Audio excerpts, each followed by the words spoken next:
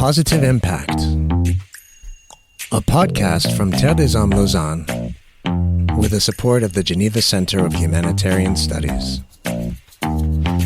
Episode 3, Localization, hosted by Charlotte Lang. Hello and welcome to this new episode of Positive Impact, a podcast by Terre des Hommes Lausanne and the Geneva Center of Humanitarian Studies. Today's discussion will be dedicated to a topic that is transforming the humanitarian sector today, the localization of humanitarian aid. Localizing aid means transferring project decision-making, resources and funding to local organizations. As a result, projects are designed and carried out by people who understand the reality on the ground. It's both a political and strategic issue, and it's more relevant than ever. In recent years, many international organizations, including Terre des Hommes, have focused more and more attention and funding on local entities. Those entities know what's happening locally. They're familiar with the communities and with people's needs. Still, the numbers are striking. Only 2 to 3% of global humanitarian funding goes directly to local organizations. We must remember, however, that the idea of localization is not new, but it gained real prominence in 2016 at the World Humanitarian Summit in Istanbul. That was when the humanitarian sector recognized the need to change its top-down model. It relies on the work of local organizations and people, yet doesn't necessarily empower them. Some observers saw this approach as simply a continuation of power dynamics inherited from a colonialist past. This change in mindset at the World Humanitarian Summit led to the Grand Bargain, an agreement in which donors and major NGOs committed to reforming the humanitarian sector by shifting the center of gravity, decision-making, resources and funding towards the periphery. Since then, this shift has gained momentum, helped in part by COVID-19. When international NGOs were paralyzed during the pandemic, local organizations stepped up and kept things going, ensuring projects remained on track. So, for today's discussion, we are guided by one question. How can we make localization work? In other words, what needs to change so that local organizations are able to make decisions, take action, and build lasting foundations? Today, we welcome 3 experts to our studio here in Geneva. Martin Gallard, Partnerships and Localization Advisor at Terre des Hommes Lausanne. Hello, Charlotte. Thanks for having me. Barthélémy, Course Director at the Geneva Center of Humanitarian Studies, Faculty of Medicine, University of Geneva. Hi, Charlotte. And Esther Opoka Adong, who goes by Essie, a master's student at the Geneva Center of Humanitarian Studies at the University of Geneva and a humanitarian practitioner. Hello, Charlotte. We'll also hear from 3 of Terre des Hommes' partner organizations, Dobrobut in Ukraine, Praajak in India, and Breaking the Silence in Bangladesh. Officials from those organizations will tell us what localization means in their daily work. Positive Impact, a podcast from Terre des Hommes Lausanne with the support of the Geneva Center of Humanitarian Studies. How can we make localization work? Before diving into the discussion with our guests, let's hear from Viktoriia Preobrazhenska, head of Dobrobut Ukraine, Purkayastha, director of Praajak in India, and Mohammad Zahidul Islam, director of Breaking the Silence, Bangladesh, as they tell us what localization means for them and their organizations. If we are talking about localization, for me it's about trust and respect. For me it means that international partners recognize the expertise of local organizations and allows to make decisions by people who live in communities, understand context, feel what is better in this situation.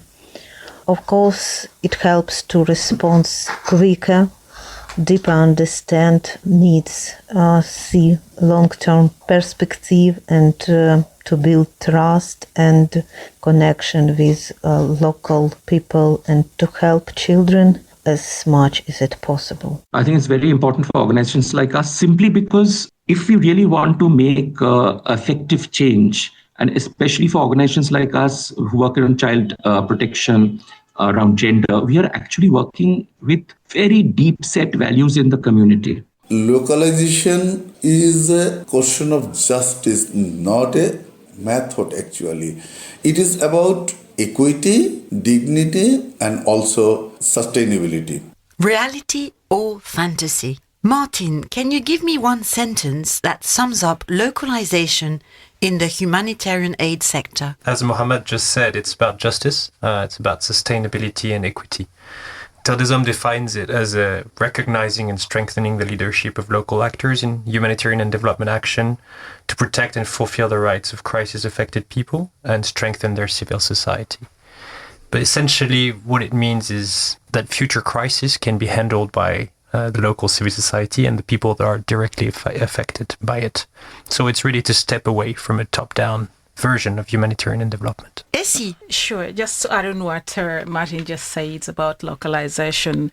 Localization should be actually a total paradigm shift from having, international organizations take a role in implementing humanitarian aid. We should be able to give the local actors and affected population, the role to be able to take lead in what they do, how they make decisions, and find solutions for the effectiveness of the aid delivery. And you, Claire, your definition of localization? I'm backing up everything that has been said. For me, it's about maintaining, respecting the agency of local actors and population. They are the only ones to decide on the ways they can enact and embody their future and present, actually. It means that localization is not the end objective, but a step inside the process toward a final aim that is local leadership. Positive Impact, a podcast from Terre des Hommes Lausanne with the support of the Geneva Center of Humanitarian Studies, hosted by Charlotte Lang. In today's discussion, we're looking at how we can make localization work. Let's start by clarifying the concept of localization itself. Martin, why did Terre des Hommes decide to change the way it works with local partners? Well, the first thing is that Terre des Hommes has always worked with local partners, and Terre des Hommes it's a topic in which Terre des Hommes would create local NGOs an ex nihilo with a similar name, and that could really just be an imitation of what Terre des Hommes would be. And there was a belief at top management that this system and way of doing things was wrong. And so there was a decision made in the 2021 to 2024 global strategy to go towards more equality and decolonization of the way we were working, and also to recognize the fact that 13% of our operations were carried out by local and national partners. And so after COVID-19, a lot of the sector realized that a lot of local actors had to act independently with a certain support from donors and international NGOs, but effectively had to act without expatriates, without direct implementation from international NGOs, and realized that it was possible. Terre des Hommes really wanted to jump on that train as well and be part of the change after working with partners for so long and building the capacity of strong partners in a certain number of countries. So it was just a natural evolution for Terre des Hommes globally. There was a lot of inspiration that was obviously gathered from the Grand Bargain, the commitments of the Charter for Change as well, and conducive environment from the top management of Terre des Hommes as well. There was a strategic shift that accompanied this idea, and where we are today because there was a strong push from the management as well. With which partners did your organization do this? How are they selected? What criteria do you use? What's important is to have what we call value alignment. So we need to have partners that share the same ideas when it comes to child protection and the respect of the best interest of the child, but also past experiences. As I said before, Terre des Hommes has been working with local partners in several countries since a long time, and it has built strong relationship with some of them. There is a specific focus that can be done in certain countries where we believe the government is conducive to a stronger civil society, but also in which we have teams in certain countries that are stronger than others, where it's just easier and more possible. We work with partners that have already reached a certain base, that have a certain budget, a certain size, that can be taken to the next level. It cannot happen in every context. There's contexts in which it's a lot harder, especially emergency. I'm thinking of Gaza right now, Afghanistan, with the difficulties we face working with the Taliban. But there's other contexts in Albania, Nepal, Ukraine, which is a very strong civil society, or even Mauritania, which are somehow more stable and with which we can really go to the next level. And that's how we select the countries and the partners that we can really work with and with which we know it will be effective and long-term and sustainable. How many partners are involved in this approach with Terre des Hommes today? So Terre des Hommes works with 97 local and national partners. These are national NGO partners.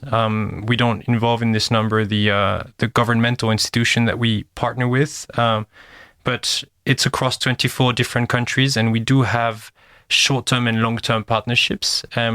Our localization is obviously implemented as a sustainable long-term initiative, and so we have partnerships that last on average from 3 to 5 years. We really want to go higher than that.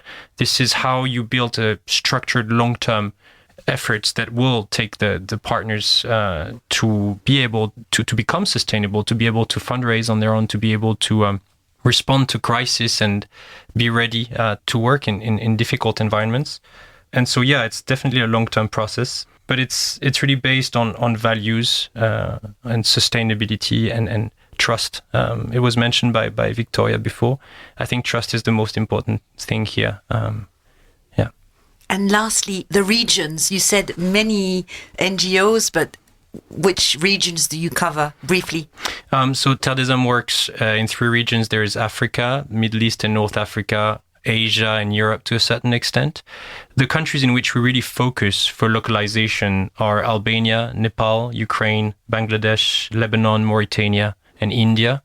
In those countries, there is long-standing partners, conducive environment, strong Terre des Hommes country delegations that have the bandwidth to really accompany local NGOs to become a lot stronger. And we've zeroed in on these ones to help. Claire and Essie, the Grand Bargain was adopted in 2016. What changed in the humanitarian sector at that moment, Claire, first? Well, the need and spirit of localization did not appear with the Grand Bargain. When I was doing my master in humanitarian program management in 2006, so it's quite a long time ago, we didn't use the same term, but we talked about strengthening local capacities, partnering with local actors. Then for me, what changed with the Grand Bargain is the construct and the formalization of the idea of localizing aid. It was officially defined and identified as an operational priority by donors and also framed with specific objectives and indicators. Essie. After the Grand Bargain, we started seeing a lot of changes in the humanitarian sector where local actors became, very prominent in decision-making like clusters. They started leading humanitarian projects and they were brought on board actually to be able to apply for funding directly. And, the international organizations and communities that used to provide humanitarian funding to the local actors through intermediaries loosened that a little bit.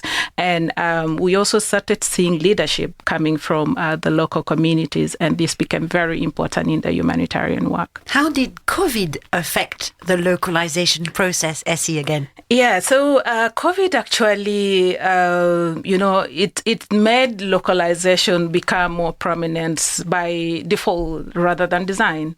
I would give you a concrete example when I was working in West Africa and we were working with local organizations, but it wasn't our intention working as an international organization to partner with local organizations. But, they were on the ground, they had a proximity to the people we served, and we had no alternative but, provide them the funding and the technical expertise to provide the services, and it did it really very well. And that, made everybody realize that, well, the organizations that are on the ground are actually doing a lot that in most cases people don't realize. And COVID actually showed it clearly that, the capacity of the local actors and organizations are always underestimated, and yet in the actual sense, they do a lot of great work. Good intentions don't always lead to good outcomes. The objective set by the Grand Bargain was that 25% of the international humanitarian funding would go directly to local and national organizations. In reality, less than 2 to 3% of global humanitarian aid currently reaches local NGOs directly. I know there are different ways of calculating these figures, but they reflect the reality. The rest still goes through major international NGOs and UN agencies. So there's a huge gap between what the humanitarian sector promised and what it's doing. There are several factors at play, and we'll talk about them today. One of the main ones is funding. Positive Impact, a podcast from Terre des Hommes Lausanne with the support of the Geneva Center of Humanitarian Studies. Many humanitarian organizations say that the quality of localization depends on the quality of its funding. In other words, it depends on the funding arrangement between the donors and the humanitarian organizations. How is this issue perceived on the ground? In a moment, we'll hear from Mohammad Zahidul Islam, the director of Breaking the Silence in Bangladesh. But first, Martin, can you tell us about the partnership that links Terre des Hommes with Breaking the Silence? Yeah, sure. So Breaking the Silence is a TDH partner in Bangladesh. They work in the Dhaka region in the capital and also in Satkhira, which is a region in the Sudarban region that borders India. They work primarily on child protection. They do really interesting child protection activities through sports, but also case management of several children and young women at risk. And they have very complementary activities to TDH, and they were operating geographically where we wanted. On the issue of costs and cost management, let's listen to Mohammad Zahidul Islam, the director of Breaking the Silence. Regarding the freedom to choose how the money is used, Breaking the Silence honest opinion is that, yes, Terre des Hommes promotes the flexibility and contextual relevance and allows Breaking the Silence to adapt intervention based on community needs actually. However, this flexibility operates within agreed framework and also the accountability standards. But issue is that sometimes we get the overhead fund or structural cost. Few of our development partners, donors, but unfortunately, mostly we face the struggle to get this fund.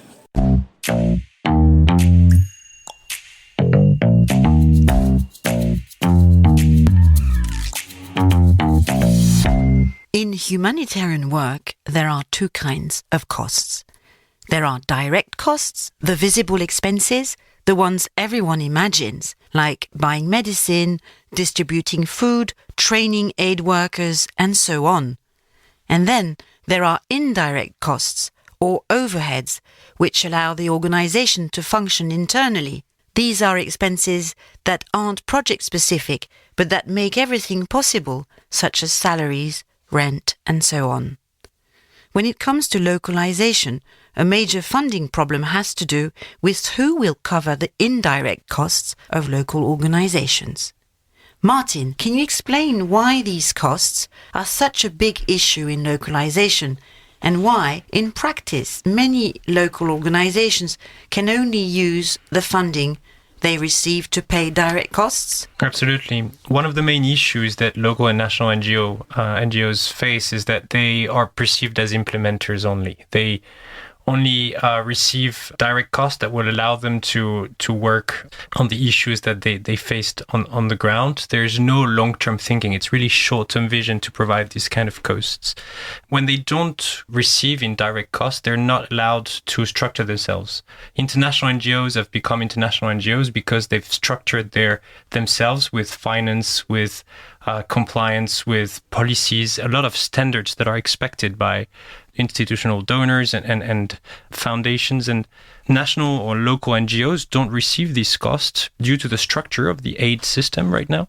And it's a huge issue for them because they cannot be perceived as serious and, get to the next step where they would be able to fundraise for themselves, ensure their standards of compliance, of monitoring and evaluation of their project, but also checking on their own finance and respecting a lot of rules that were set by countries from the global north.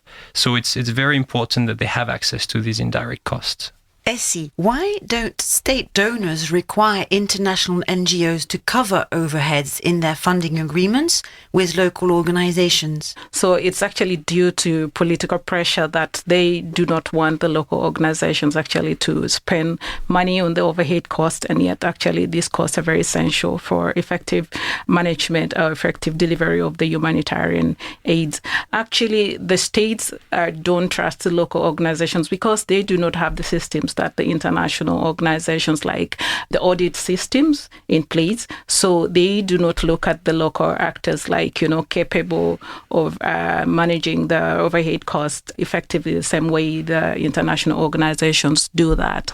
Actually, most states, for me, I would call it they still have the colonial legacy assumption of the capacity and not trusting the local actors. And yet the local actors do most of the activities that the international organizations do as well. So these are the reasons why most state donors don't really channel their funding directly for overhead costs to the local actors. And yet there are successful counterexamples such as Canada and Denmark, which include an additional budget line for local partners' overheads, and Germany, which increased overheads in its funding transfers.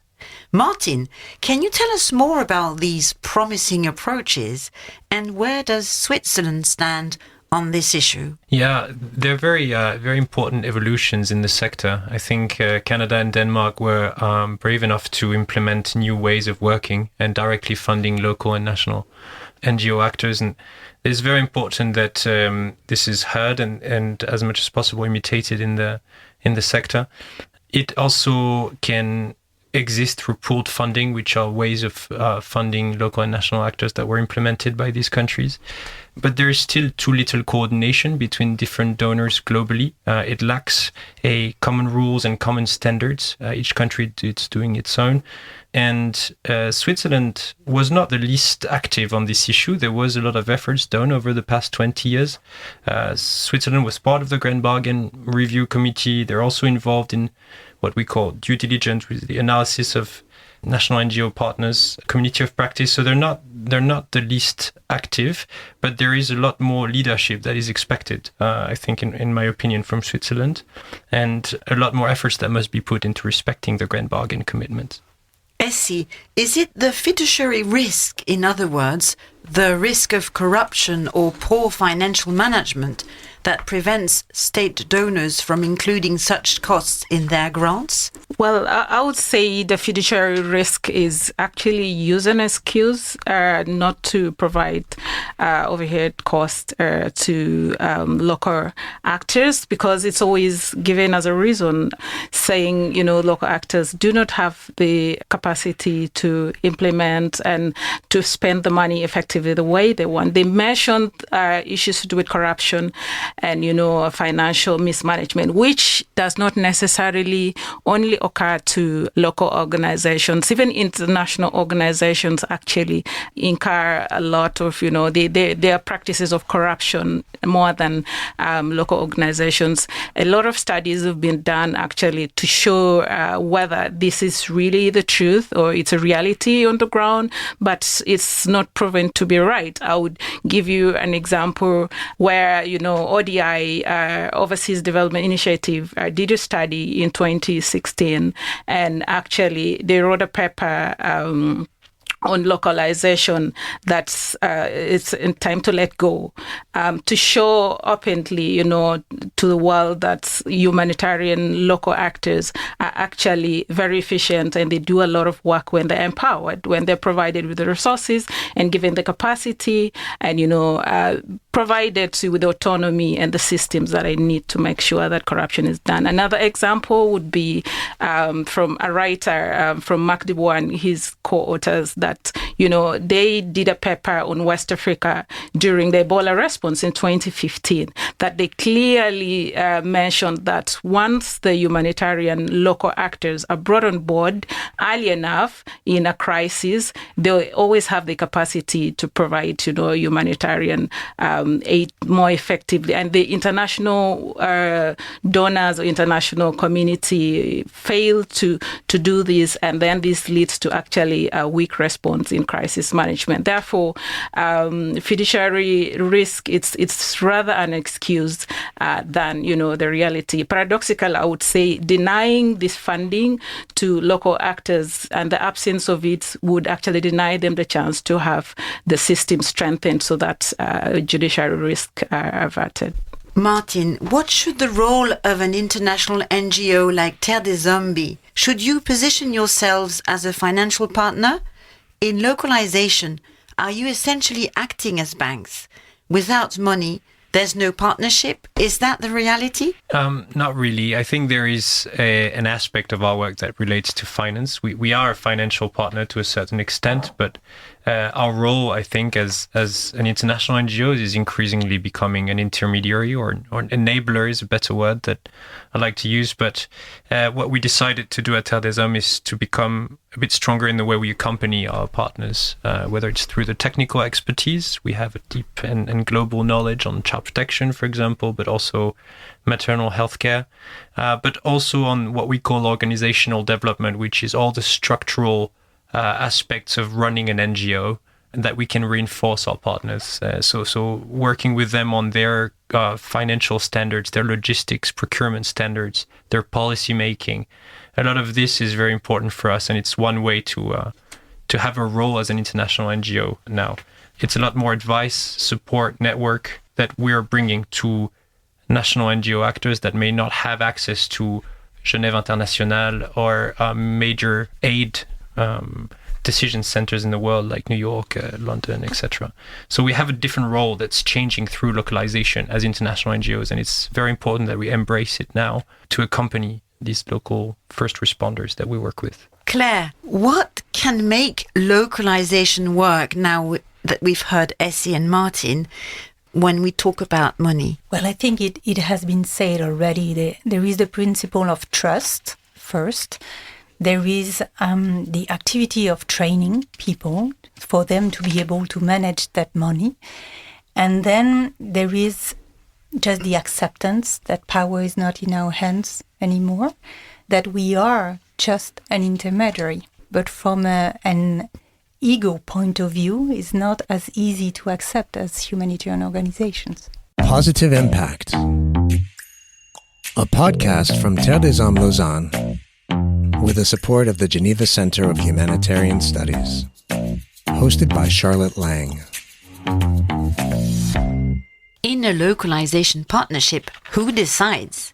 In a moment, we're going to listen to Deep Purkayastha, who's the director of Praajak in India.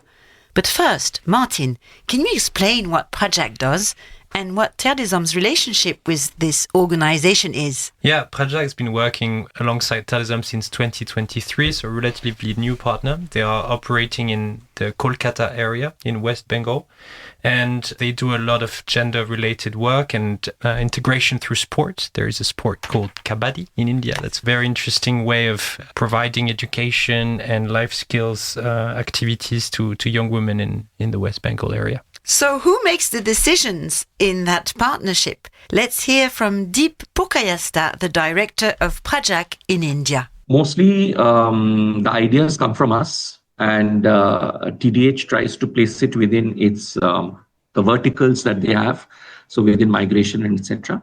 And then there is a joint development of a program. So there's a lot of back and forth that happens, between TDH and us when we draw proposals, etc., things like that. For example, I'll give you an example. Just after this interview, I have an appointment to meet with my TDH counterpart in Kolkata, where we are actually going to sit together along with another organization that works with persons with disabilities to see how a sports manual can be made more inclusive.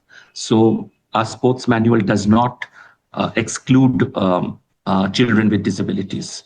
So this is something that, we have discussed together over our programs and are now, I would say this is a new project that we might be just looking and designing, and just not between TDH and us, but also getting, other technical expertise there to do this.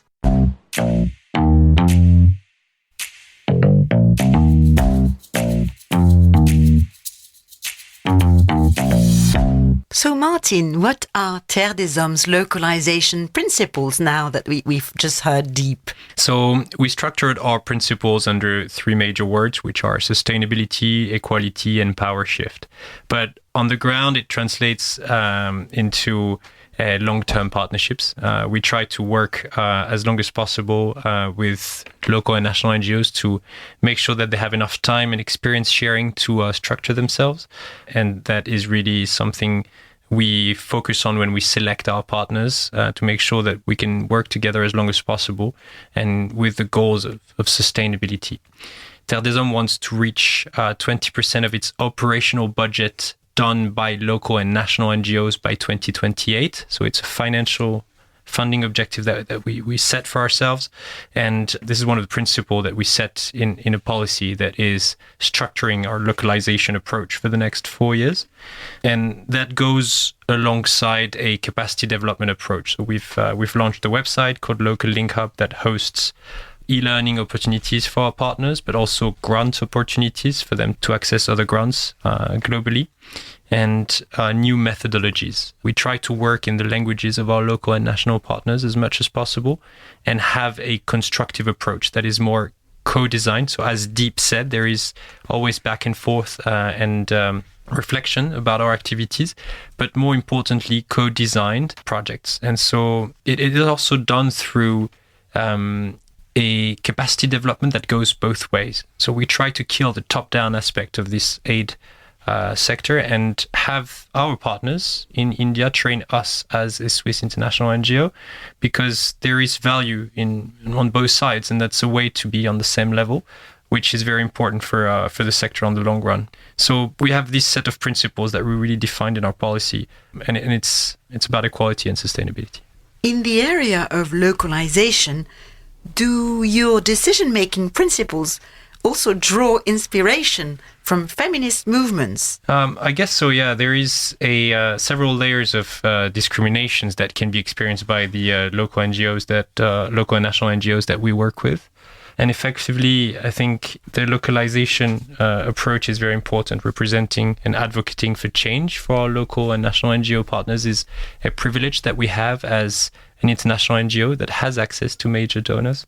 And it's done in collaboration with them. There is a transparent relationship with our local and national NGO partners that we strive for. And we must accept to give up a bit of our power to local and national NGO partners. We are in a dominant position, and localization is about justice. And it's one of the first steps that we've taken institutionally to go that way.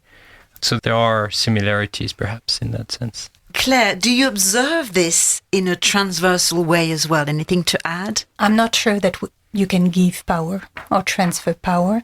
Power is gain. And we can see it because during COVID, power was not given. It's just that we were frozen. And now that we have several budget cuts because of the way that the US has been handling their foreign aid, we can see again that we have been stuck in the way we work and in the way we want to have that power shift. I think it's very interesting to take this angle where local and national NGOs have to take the power. I think we find ourselves in a context in which aid budgets are being reduced. We're scaling down on a lot of things, and there will be a bottleneck in which some international NGOs will not be able to survive financially, and some, unfortunately, national NGOs won't be able to either. It might remain a bit similar in terms of context if we speak about humanitarian context, but for development, it will be different. I think national NGOs will eventually take more importance because structurally there's less money that will come to international NGOs and just less money in the sector. And localization now cannot be stopped. I think there is although it is slow, there is an inexorable change that is coming. And I believe that it will be the moment, especially in the development context, that where national NGOs, they're already taking that role eventually, and are changing a bit these power structures. We're going to go back to the field and listen to a voice from the field. Martin, you work with Dobrobut in Ukraine. Can you tell us about this organization and why Terre des Hommes chose to partner with them? Dobrobut is a strong case management actor in Ukraine. They work in the Kharkiv and Ivano-Frankivsk Oblast, and they're specialists in non-violent communication. They were very active after the invasion, and they started from scratch, really sending food boxes, and became very quickly specialized and became very proactive, strong actor now in Ukraine. So we're really happy to work alongside them and provide organizational development to their structure. Let's listen to Viktoriia Preobrazhenska, head of Dobrobut, who will tell us about this partnership from her perspective. So today, the core of our partnership is child-focused case management. Terre des Hommes provide methodology, training, supervision, and particularly financial support. Our local team carry out the need assessment, work directly with children, providing clothes, food and other necessary things, design individual support plan, coordinate with local services, and trying to solve all issues which children have in these circumstances.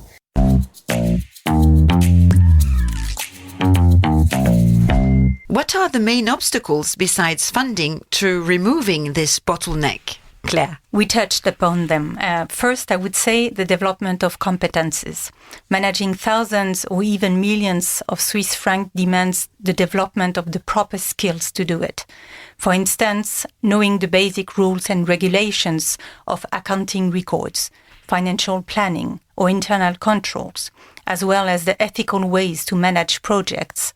This asks for training and/or mentoring. It would not be fair, responsible, or sustainable for donors to transfer large amounts of funds without them ensuring that local actors have the capacity to manage those funds ethically and securely. It would be like giving a coat that is too big or too small to someone. Then, in my view, there are two other main obstacles.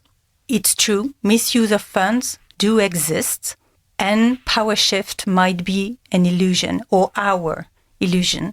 It's true that there are a fear for funds to be misused if directly transferred to local actors. Yet, the misuse of funds, as it was said by Essie, is not specific to national and local actors. It does exist in INGOs as well. The Corruption Perception Index issued by the organization Transparency International could be a start as a framework, but in the same way, it is global and it remains a perception, so we can't really handle or work with it. Yet it would be naive to say that endemic corruption does not exist in some places. Consequently, there is the need to make sure not to transfer any funds before safeguards and regulations are in place. As for the power dynamics, this illusion, in a way, transferring the full management of programs to locals would mean downsizing international organization. So concretely, dismissing people who will lose their job and stopping some field projects and potentially changing the quality standards. Then there is the colonial aspect. We talked about decolonizing humanitarian action, and localization is one way to do it. Because there is a certain dominative narrative in the way NGOs perceive the world and how things should be functioning when it comes to democracy, human rights, and the world economy. And it is not to say that they are not wrong to work for social justice and equity, but localizing means leaving the locals decide and go at their own space. Here, the discussion links with the politics of aid, and it's used as a soft power for the dissemination of the Western ideology. Can you also answer after, are there weak spots in your partnerships that you still want to improve? Absolutely. Reacting to Claire's comment. Yeah, it's very interesting what has been said about the difficulty to give up power, and what you just said about the sort of contradiction that exists in the sector when it comes to localization. As an international NGO or a representative of an international NGO, it is very contradictory to work on localization because we are, as international NGOs, struggling for our survival, constantly looking for funds and being really challenged financially at the moment. And at the same time, we're asked to give up power, and we also decide for ourselves to localize and increasingly give up some power to our national NGO partners. So it means literally money that will not go to us anymore, but to our partners, which is a difficult conversation to have with a board of director or a finance department.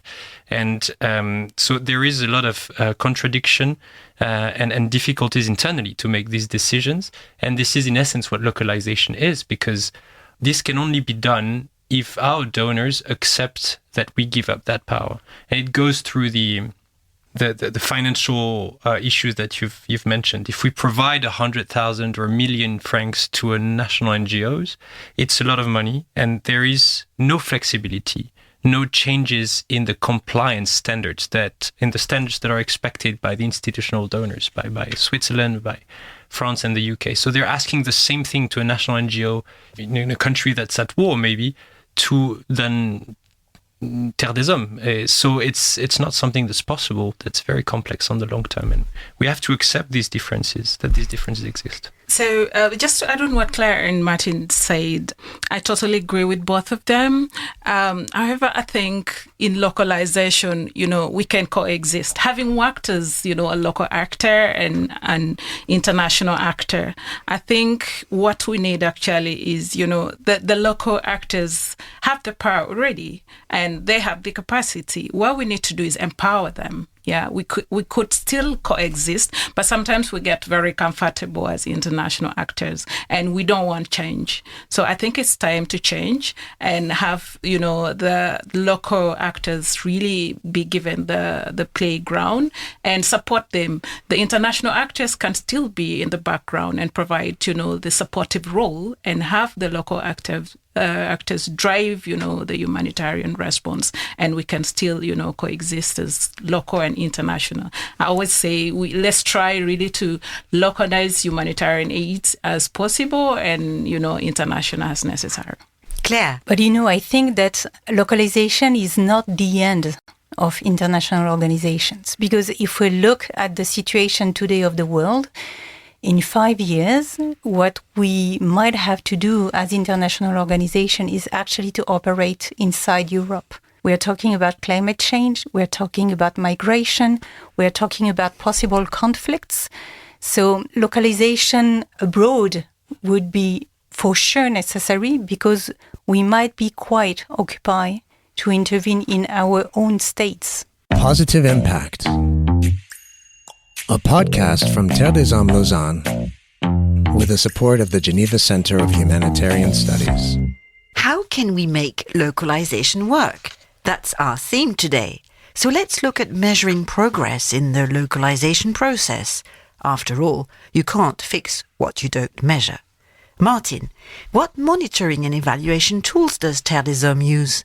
How do you assess partnerships to see what's working and what's not working? So at Terre des Hommes, we've got our indicators related to our partnership and localization policy. One of them is to reach 20% of our operations funding to be granted to national NGOs by 2028. So it's a lot of tracking the financial efforts that we're doing globally, that we on what we transfer to local and national actors, but also better working with indirect cost providing a bit more indirect cost to our local and national partners, and tracking the capacity development that we're working on with our NGO partners. So partnership strategies, we've signed, how many due diligence assessments we've done in collaboration with our partners. It's an assessment on the capacity of an NGO, essentially, and how many tools we've used with our partners. We've changed a little bit the way we work with the assessment. As I said before, we're doing what we call due diligence, so the capacity assessment of an NGO partner in a mutual way. So they are assessing us and we are assessing them at the same time, so we can define the best way that we can reinforce each other. So it goes both ways. It's an equal relationship. And we have annual partnership review where we listen to what our partners say about us, what is not working, what is working, as well as, at the end of a project, we also go over the whole implementation and decide together how we can work better.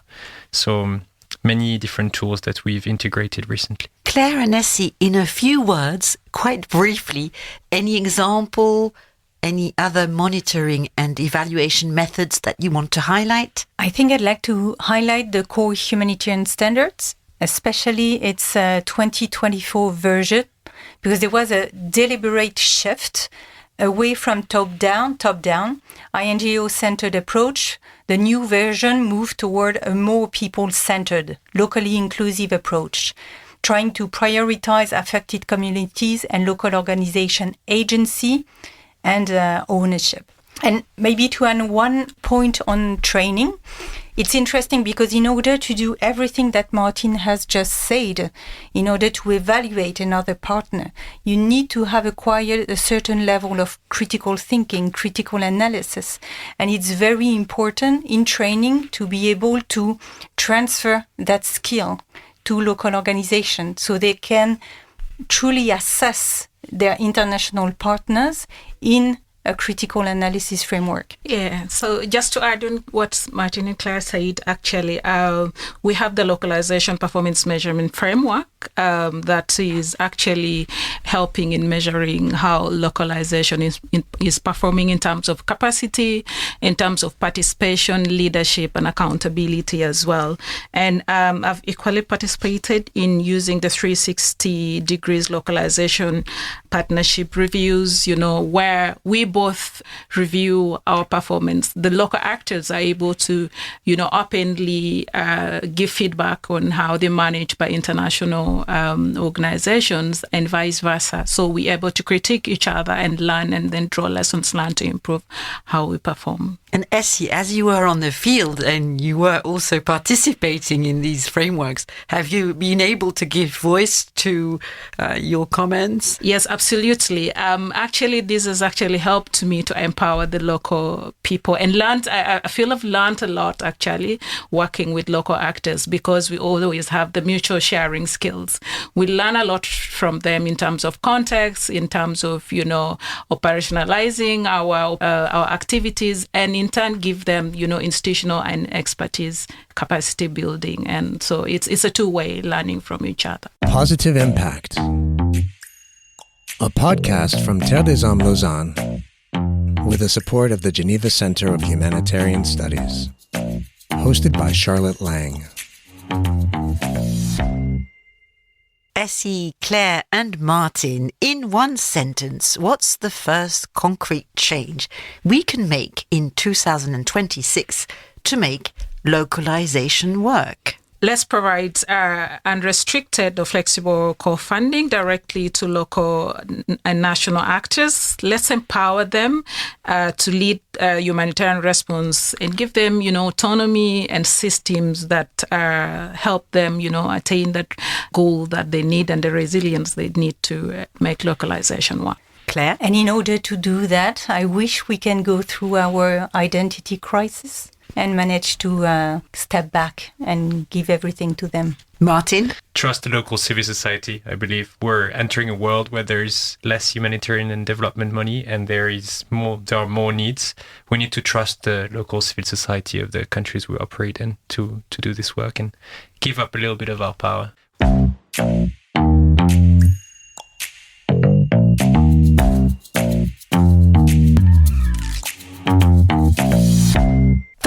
to our guests. Martin Gallard, Partnerships and Localization Advisor at Terre des Hommes Lausanne. Thank you, Charlotte. Claire Barthélémy, Course Director at the Geneva Center of Humanitarian Studies at the University of Geneva. Thanks a lot. And Esther Opoka Adong, Master's Student at the Geneva Center of Humanitarian Studies, University of Geneva, and a humanitarian practitioner. Thanks, Charlotte. Thanks to Christopher Scala, a freelance writer based in Lausanne, for his work on these podcasts and for writing a series of 5 articles that go with them. Thanks to Radio Vostok and Theo for hosting us today, and thanks to Lacrier Media and Karine for producing the podcasts. You can find the 3-episode Positive Impact series on listening platforms. It's also available on the Terre des Hommes and Geneva Center of Humanitarian Studies websites, together with the 5-article series. Positive Impact, a podcast from Terre des Hommes Lausanne, with the support of the Geneva Center of Humanitarian Studies.